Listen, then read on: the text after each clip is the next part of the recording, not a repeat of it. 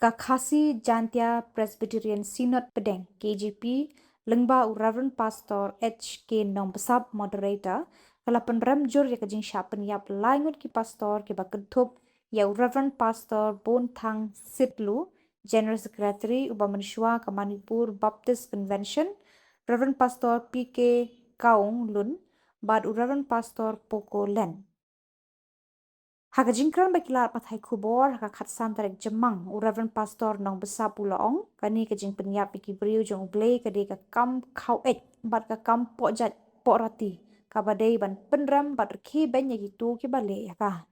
Ulaong kini ki pastor ki traina ka benta ki kam ban sem bat ki kentiu ya ka em lang salang kila IT ya laki kam bat ka jing em na ka benta blay ban wanra ya ka jing sok hap Pdeng ki jat ben riu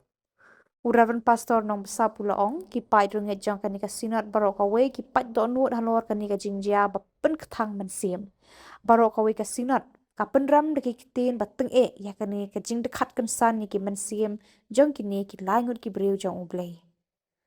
Ulaong ka balang barok kawe ka duai na ka benta ki long yeng long sem ki balangat ha kani ka Jingjia ba ketang ha ka jing em jong ki bat ka ai ka jing kit bok ngeu ha kani ka khil mat pas ngosi ha ka jing em jong ki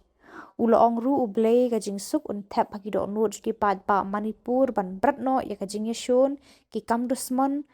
bat kin kinrup ya ka mensim jong ka jinget jingshania bat jinge it para brio ula penpau ka jinget bat jingkerman ka bas kem ba ka jing suk kan wan pai bat ki kam sniu kin pet shan nurok uksa